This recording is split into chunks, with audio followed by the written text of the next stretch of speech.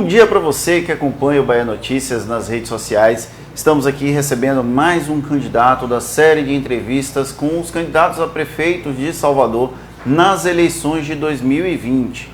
E o candidato de hoje é o deputado estadual Hilton Coelho. A candidatura de Hilton Coelho a prefeito de Salvador é o retorno ao debut dele na cena política baiana. Em 2008, o jingle Hilton 50 grudou na cabeça da população soteropolitana e o catapultou para 2 mandatos como vereador nas eleições seguintes e a eleição para a Assembleia Legislativa da Bahia em 2018. No Legislativo, ele sempre manteve uma posição combativa como oposição tanto ao prefeito de Salvador, Assemineto, quanto ao governador do estado, Rui Costa. É o principal nome do PSOL na Bahia e também mantém um discurso de valorização do servidor público. Ele é o entrevistado de hoje aqui do Bahia Notícias. Muito obrigado por aceitar nosso convite, Hilton. Eu que agradeço, Fernando. Muito importante estar aqui por todo o significado que o Bahia Notícias tem para fazer a discussão sobre os diversos aspectos da vida de Salvador e particularmente da vida política da cidade, né? Rebeldia para todos, todas e todos. Hilton, a gente vai começar com 3 perguntas que elas vão ser quase que padrões para todos os candidatos. A primeira delas é: o que esperar do próximo gestor para lidar com as consequências da pandemia, tanto social quanto economicamente? Bom, a situação da pandemia continua gravíssima, ao nosso ver. Inclusive, as medidas de reabertura são extremamente preocupantes.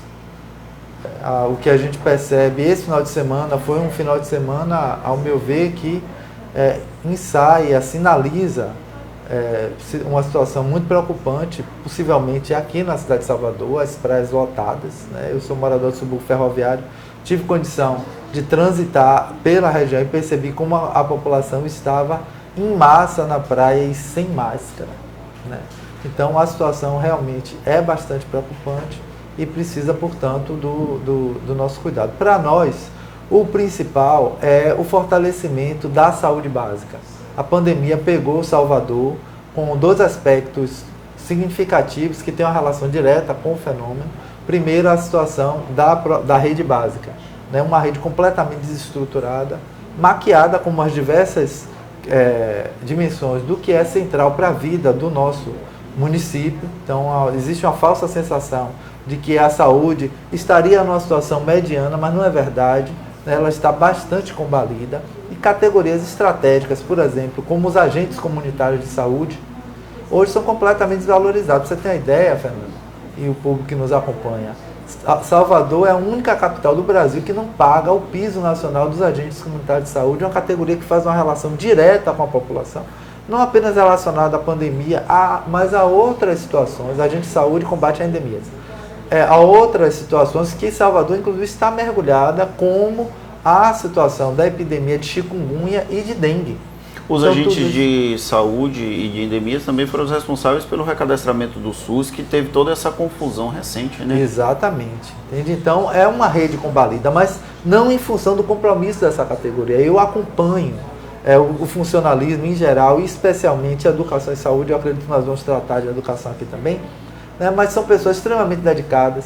Nós temos muitas pesquisadoras e pesquisadores da rede básica que poderia estar dando uma contribuição. Aliás, as epidemias de dengue, chikungunya e de zika aqui na cidade de Salvador foram anunciadas pela categoria com elementos apresentados à prefeitura, e hoje nós estamos vivendo isso com numa situação em que os gestores foram avisados e não tomaram providência. Então nós precisamos de maneira imediata democratizar a relação com esses servidores e servidoras públicas, entender que eles têm um compromisso e considerar esse compromisso com a saúde pública. A primeira coisa é isso, startar um processo de diálogo direto e construir caminhos que tenham mais consistência. Por exemplo, nós defendemos a realização de uma grande conferência de saúde na cidade de Salvador, uma conferência que paute propostas como a criação do primeiro centro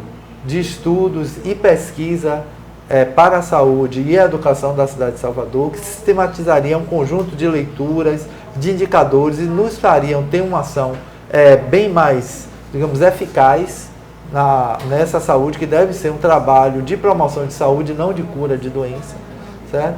E discutindo propostas como essa, ao final, eleger diretamente a nova secretária de saúde do município de Salvador.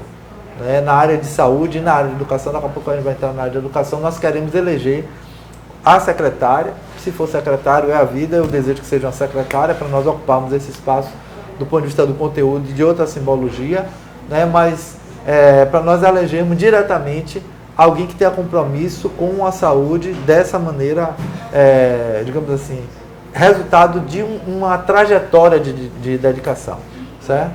Então, esse daí é um componente. O outro componente é que nós precisamos tratar da questão do saneamento e do meio ambiente na cidade de Salvador, né? E aí, especificamente do capítulo saneamento, Salvador, porque nós sabemos que grande parte das dificuldades que nós temos na cidade de Salvador é em função da desorganização urbana que nós vivemos. Aí entra o problema da moradia relacionado diretamente ao saneamento. E Salvador tem um plano diretor de saneamento muito bom. Ele está dentro do PDDU, mas ele simplesmente não foi implementado. Então nós precisamos colocar em prática o plano de saneamento, chamar a cidade para discutir ele, qual o significado, e colocar outra qualidade de vida para a nossa população. Em relação a medidas emergenciais no campo da saúde, eu queria acrescentar que o elemento da testagem é fundamental e não foi feito. Em todo lugar do mundo, todos os países e cidades do mundo que conseguiram controlar a pandemia, que, como eu disse, não passou, pelo contrário, nós estamos ainda beirando os 1.000 mortos por dia, 700, 800 mortos por dia no Brasil, né? Então a situação é muito grande. Mas com essa reabertura, é uma situação imponderável, entende, Fernando? É Sim. Isso que eu quero. Obviamente, todo mundo, não existe, a não ser o presidente Bolsonaro, que é o genocida, né? E esse seu governo, mas não tem ninguém torcendo para o povo, para as pessoas morrerem, né? Nós queremos, de qualquer forma, que isso não aconteça, mas nós não podemos fechar os olhos, porque o que nós estamos fazendo agora vai ter uma decorrência imediata. Então a questão da testagem é fundamental. Em todo lugar em que se fez o enfrentamento eficaz da pandemia, 2 componentes foram importantíssimos. O primeiro foi o isolamento social, e isso Salvador e a Bahia, em alguma medida, fez, né? Houve um esforço, ocorreu um esforço do poder público para garantir o isolamento social, mas a testagem em massa é uma ficção, de uma forma que a prefeitura não utiliza nem esses elementos coletados como dados, índices estatísticos para tentar. É tudo, mais uma vez, a geração de uma imagem. E nesse caso é uma geração muito cruel, porque está sendo pago com vida, né? Então a questão da testagem vai ser uma prioridade para nós, né, em relação a isso. Tem um outro capítulo que é a sobrevivência, mas eu acho que você não perguntou sobre isso, né? Não, ainda não. Vamos lá. A gente está, nesse momento, discutindo o próximo prefeito. E aí, como o senhor é um dos candidatos, eu queria que o senhor identificasse quais são os principais gargalos da cidade. O senhor já citou a questão do saneamento, a questão da saúde pública, mas quais são outros gargalos que o senhor pretende, de alguma forma, debater nesse processo eleitoral e transformar, caso chegue a ser prefeito de Salvador? Isso. Primeiro, eu quero falar de prefeito e co-prefeita. A companheira Rosana Almeida está nos acompanhando de maneira brilhante nessa campanha eleitoral. Muito orgulho de ter alguém que discute e age em relação à democratização do direito à cidade. Rosana é uma militante do movimento Sem Teto, é uma pedagoga, mas militante do movimento de luta por moradia, assim como Boulos, né? Então, para nós é um orgulho muito grande ter a companheira Rosana. Então, nós estamos falando de prefeito e de co-prefeita, né? A gente vai estar lá ao lado, com a nossa frente e com a perspectiva de envolvimento da população de maneira incisiva, direta, na vida política da cidade. Qual é o principal gargalo que essa cidade tem?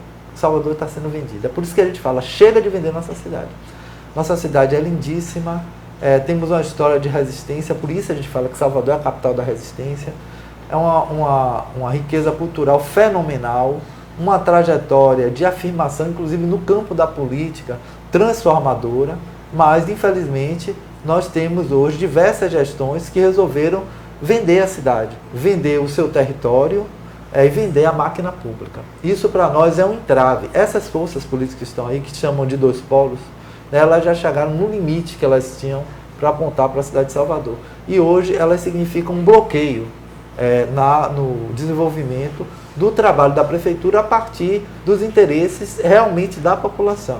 Então é uma dinâmica de negociação com grupos econômicos, alguns grupos econômicos de maneira subterrânea, em que a ação da prefeitura passa a estar norteada por esse tipo de negociação. Eu vou dar um exemplo muito próximo aqui de vocês, o BRT, uma obra gigantesca de 1 bilhão, que todo mundo está vendo que é um verdadeiro monstrengo aqui na região do Iguatemi, né, da Avenida Antônio Carlos Magalhães. É um monstrengo do ponto de vista ambiental, porque tamponou rios, não se faz isso em lugar mais nenhum do mundo, porque o mundo já fez. E começou a tirar o tamponamento, porque viu que é algo que não se sustenta do ponto de vista da defesa da vida. Então tamponou rios, do ponto de vista ambiental é terrível, do ponto de vista paisagístico é um desastre também, uma coisa horrorosa aquele monstrengo ali, do ponto de vista da mobilidade. Não existe como fundamentar esse BRT que já começa a ter indícios de superfaturamento na ordem de milhões. Olha, Fernando, para você que está acompanhando, com 1 bilhão, que é o valor dessa obra, nós fazemos, e com participação direta da população, a gente faz uma revolução na educação e na saúde de Salvador. Com muita tranquilidade, com 1 bilhão para investimento, nós íamos ter uma mudança muito, muito sensível na qualidade desse serviço. Então, ao nosso ver, esse tipo de relação, que é feita não apenas pelo prefeito Assemineto, como pelo governador Rui Costa, esses dois campos, bloqueiam os avanços que a cidade poderia estar tendo. Eu falei aqui do envolvimento dos servidores, das servidoras da saúde, que querem fazer uma saúde de qualidade. Eu poderia dar o exemplo aqui na área de educação também, um outro imenso potencial que a gente tem. Todo povo tem o seu potencial. Na cidade de Salvador, isso salta aos olhos, né? Então, um potencial enorme, mas que está vivendo um cabo de guerra horroroso hoje com a categoria.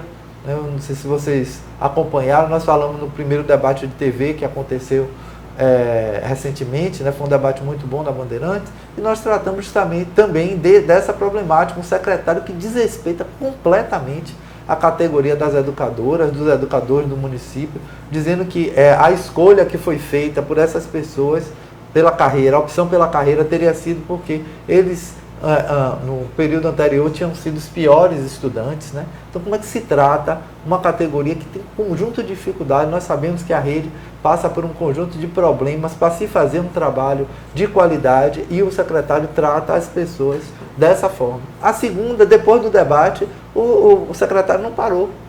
Deu mais uma declaração marcadamente misógina, racista, machista, mais uma vez agora dirigido a uma das principais lideranças do movimento, mas com o objetivo de atingir a própria categoria.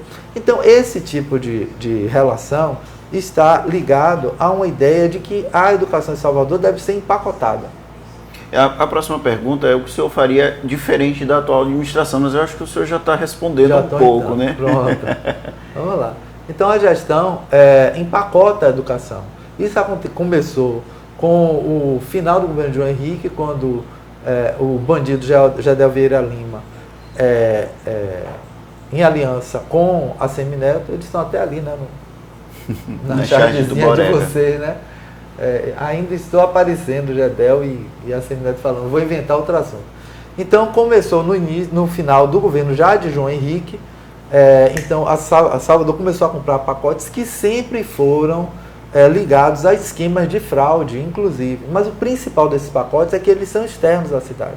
Eles não aproveitam o imenso potencial que as nossas educadoras e educadores têm de conduzir uma educação que seja uma educação exemplar para o país. Nós não queremos concorrer com ninguém, mas é possível ter uma educação em Salvador que seja marcadamente uma educação libertadora. E como é que nós vamos fazer isso? Nós vamos realizar uma conferência no campo da educação que Salvador jamais sonhou. Uma conferência muito bem preparada, acessando diversas linguagens, diversos atores e atrizes, sob condução das educadoras e educadores, envolvendo a comunidade escolar, que também são os estudantes, também são os pais, também são os técnicos, e todos os aliados e aliadas dessa educação libertadora, numa conferência, como eu disse, muito bem preparada, que a gente tem um tempo para discutir os objetivos, né, pautar as diretrizes, a reestruturação e ampliação da rede municipal do ponto de vista físico, pautar a questão da carreira da educação de uma forma que a sociedade diga às nossas educadoras e educadores, nós lhes respeitamos. Aliás, nós temos uma posição com vocês de deferência. Nós precisamos tratar nossas educadoras e educadores assim. E, ao final, também eleger diretamente a nova secretária de Educação, que vai ter um compromisso direto com essa proposta discutida coletivamente. Eu te garanto, Fernando, e a você que está nos acompanhando, nós vamos fazer um processo que vai ser lindo, viu? Aposte nisso daí. Deputado, Salvador tem um problema crônico e histórico de desemprego. Considerada uma das capitais com maior índice de desemprego. Perdeu o título do Brasil, mas continua entre os principais municípios com esse problema. Quais são as propostas do senhor para tentar reduzir essa questão do desemprego praticamente estrutural na cidade aqui? Veja bem. Salvador tem uma trajetória de um povo que sempre sobreviveu, teve a sua forma de sobreviver. Isso vem desde o período da colônia. Mais uma vez, ali tem uma charge maravilhosa, né, da nossa baiana de Acarajé, que é muito mais que uma trabalhadora, né, é uma postulante de uma reserva cultural e religiosa também. Mas o nosso povo sempre, historicamente, teve as suas formas de sobrevivência. Qual o problema? As últimas gestões, especialmente a do prefeito ACM Neto, trabalha com a noção de que precisa construir a cidade dos negócios. Mas não é a cidade dos negócios do povo, é a cidade dos negócios deles, dos grupos ligados à família ou dos grupos das famílias dos aliados. Isso é um problema muito grande, porque a cidade vai sendo, por exemplo, reformada, né, os espaços vão sendo refeitos e sempre isso acontece excluindo aquela população que precisa sobreviver na relação direta com a cidade. A gente vai acabar com essa situação. Primeira proposta, nós vamos criar o primeiro banco da cidade de Salvador, o Banco do Povo da cidade de Salvador. O Banco do Povo de Salvador. Eu vou aproveitar esse gancho. O pessoal, Partido Socialismo e Liberdade, e a criação de um banco. O banco é um símbolo capitalista. Não há uma contradição nisso? Não. Veja, os grandes bancos privados são. Nós queremos um BNDES forte. Nós somos contra a venda, como o Bolsonaro quer fazer, aliada à ACM Neto, do Banco do Brasil, da Caixa Econômica. Nós precisamos ter os nossos bancos. Mas o banco ele precisa financiar as grandes demandas da população, inclusive do setor produtivo, que é o que não acontece no Brasil. Hoje os bancos eles têm sobra de caixas que são bilionárias. E o que os diversos governos fazem? Sempre ligados, esses últimos ligados ao DEM, né, do prefeito ACM Neto, que é presidente do DEM. Né, eles sempre vão remunerando sobra de caixa, que significa que os bancos não se veem, como acontece em outros países, obrigados a investir na produção. Então o Brasil é o país da especulação financeira. Nós estamos aqui vivendo uma verdadeira banca, né, um verdadeiro cassino, em que o setor produtivo é completamente secundarizado e a especulação é que fala alto nesse país. Nós queremos estar nesse setor financeiro, para fazer o inverso, para que as finanças do nosso povo sejam investidas na própria cidade. Por que a gente precisa estar subordinado a colocar o nosso dinheiro no Bradesco, no Itaú, no Citibank? Por que isso? Nós já temos experiências até de comunidades que fizeram o seu banco, e a essência é a mesma, a renda vai circular aqui, nós vamos financiar as nossas atividades econômicas, que são plurais, diversas, são pequenas, mas é uma enormidade de atividades, como Salvador tem uma enormidade de atividades pequenas. Então, pequenas atividades que ocupam a cidade toda. Então, o que existe é uma falta de estímulo a essas atividades. Então, nós vamos criar o primeiro Banco do Povo da cidade de Salvador para fazer esse fomento, para fazer com que a cidade cada vez mais afirme a sua identidade enquanto cidade e aposte na cidade, certo? Tanto do ponto de vista do setor produtivo, como do investimento em áreas que sejam importantes. Esse banco ele pode dialogar com determinados investimentos em áreas fundamentais que a população entenda que são importantes, certo? Isso por um lado, de uma forma geral, e existem outras propostas que estão relacionadas a isso e que nunca foram implementadas. Por exemplo, quando eu fui vereador, a gente aprovou um projeto por unanimidade na Câmara, que foi uma usina por bairro de Salvador, uma usina de reciclagem por bairro de Salvador. Alguém tem dúvida que todo o bairro de Salvador produz resíduo sólido, o pessoal chama de lixo, né? Porque é tudo muito desperdiçado, mas produz resíduo sólido para a gente ter uma prensa específica que aquilo gere alternativa de trabalho em renda para a população que mais precisa disso, né? Ninguém tem dúvida disso. Então, a nossa proposta seria criar regionalmente as usinas de reciclagem para que o povo que faz a coleta dos resíduos sólidos, ele entre no que é a valorização dessa cadeia produtiva, que começa pela questão da prensa, certo?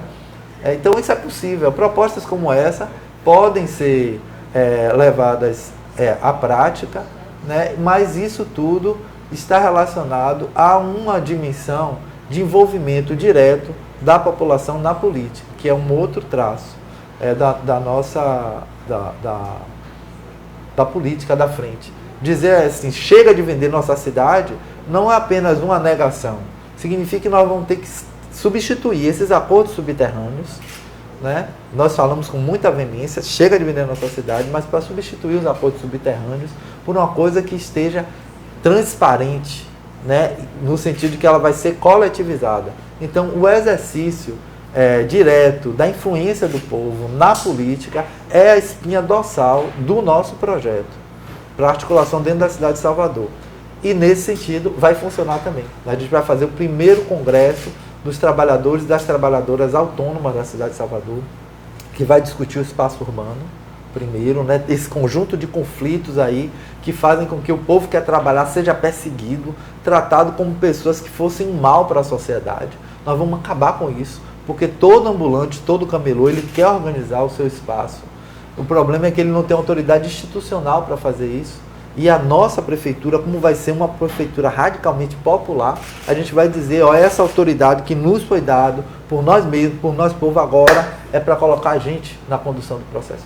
Então, vamos fazer o primeiro congresso, né, para discutir a reorganização da cidade e toda a riqueza que Salvador comporta, né? A questão da economia do conhecimento vai estar pautada, a questão da economia criativa, as nossas tradições, como é que vai ser o diálogo com essas tradições, tudo isso num grande congresso, né? Uma grande festa de criatividade e de rebeldia, que é possível gerar alternativas. E um outro componente que eu só vou anunciar, porque eu sei que você já está querendo passar para outro ponto, é que Salvador tem que se afirmar como liderança regional. Salvador é recôncavo e é metropolitana, né? E se afirmar como uma liderança regional é importantíssimo, porque isso amplia todas as nossas possibilidades, inclusive do ponto de vista da geração do trabalho com distribuição de renda. Uma coisa que eu não queria deixar de falar, Fernando, olha, nós temos um trem, que se chama trem do subúrbio, para vocês terem uma ideia do potencial desse trem, ele por um lado pode nos levar ao Maranhão, por outro lado tem caminho de trilho para nos levar no Rio de Janeiro,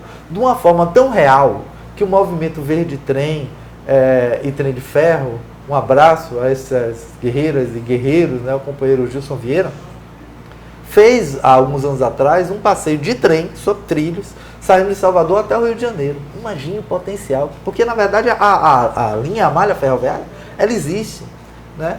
E os estudos da Universidade Federal da Bahia, inclusive aportados por recursos do governo, indicaram que, no mínimo, a baixíssimo custo, nós podemos ter um trem regional que leve, com um trem moderno, a população de Salvador para a região metropolitana, para a parte do sertão e para o recôncavo baiano. Imagine o significado disso do ponto de vista social, do ponto de vista cultural. A gente pegar um trem aqui em Salvador e parar em Cachoeira, gente, rapidamente a baixíssimo custo, né? Qual é a proposta do governador Rui Costa? Arrancar os trilhos do trem e botar um transporte sob pneus. Eu não sei se vocês têm informação sobre isso, porque realmente é muita mentira. Eles chamam de monotrilho, mas não tem nada de trilho. Se você for ver o projeto lá no site do próprio governo, você vai ver um transporte pneumático, um transporte de pneu, certo? Vai romper a linha férrea dentro de Salvador, afastando essas possibilidades. Isso é coisa de quem tem uma mente colonizada. É alguém que está na caixa, só pensa no melhorismo, não pensa em rupturas que possam trazer coisas que sejam fortes do ponto de vista da mudança real da vida do povo. A frente de esquerda vai trazer isso. E claro, com toda a colaboração do prefeito Assemineto, que é o maior vendedor desse país, né? Está ao lado desse governo lesa pátria de Jair Bolsonaro, tentando aprovar tudo contra o povo, agora inclusive a reforma administrativa que pode destroçar a máquina pública. A gente já está quase no tempo estimulado, que é de 20 a 25 minutos, E aí, antes de encerrar, eu queria só ver se o senhor tem propostas específicas para minorias que têm sido tão atacadas, principalmente no plano federal, que são as minorias relacionadas à comunidade negra e também à comunidade LGBTQIA+. Quais são as propostas direcionadas para esses setores? Bom, a primeira coisa é que nós precisamos, nessa democratização do poder, né, é considerar isso na centralidade. Salvador já tem um estatuto da igualdade racial e da liberdade, de afirmação da liberdade religiosa. As referências estão ali, precisa ter orçamento próprio em relação a essa questão e, ao mesmo tempo, ela não pode ser tratada como uma especificidade.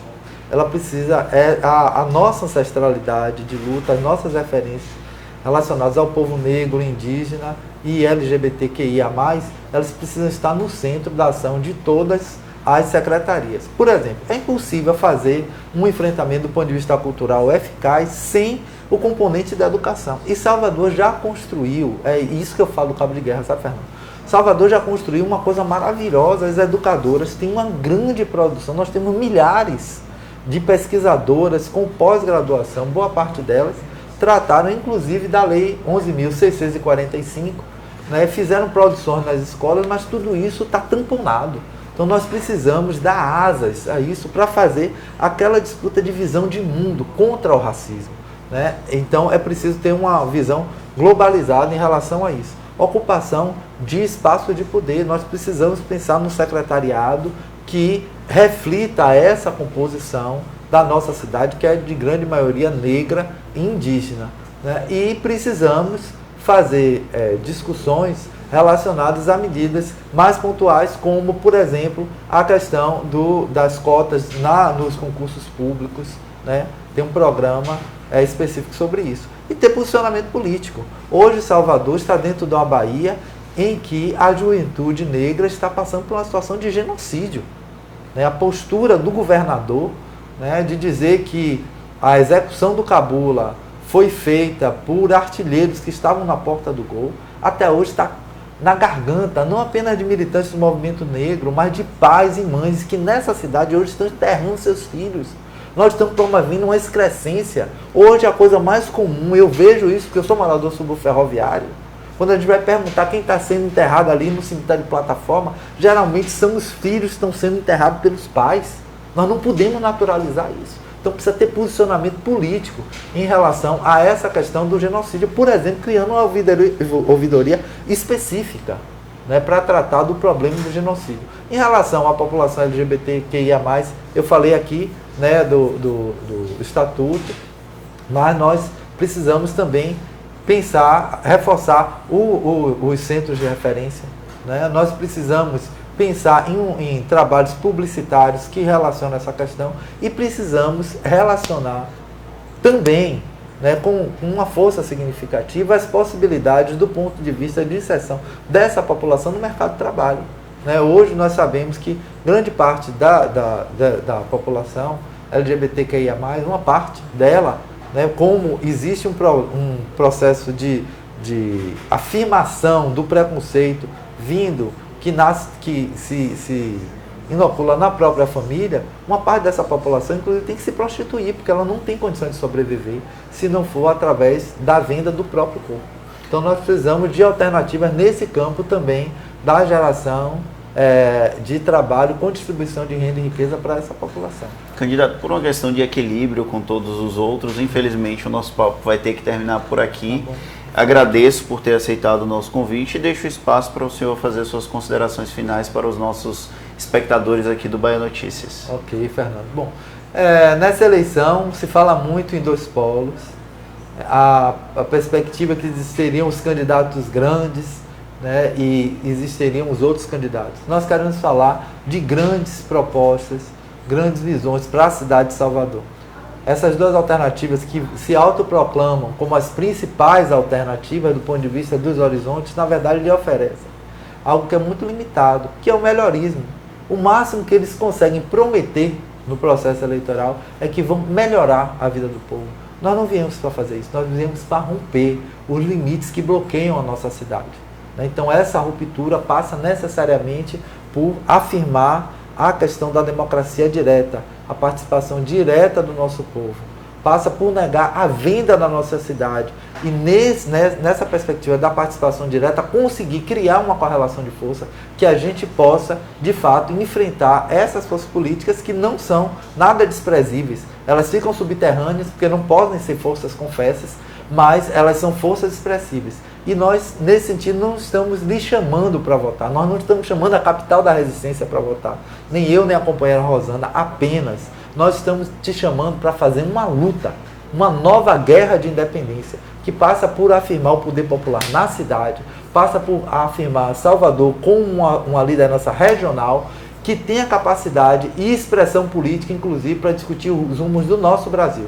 Que está vendo aí um governo que dá as costas para o povo na pandemia, mas também fatia e vende a Petrobras, a Eletrobras, quer vender o Banco do Brasil, os nossos Correios, e agora quer aprovar uma reforma administrativa que pode destroçar o serviço público.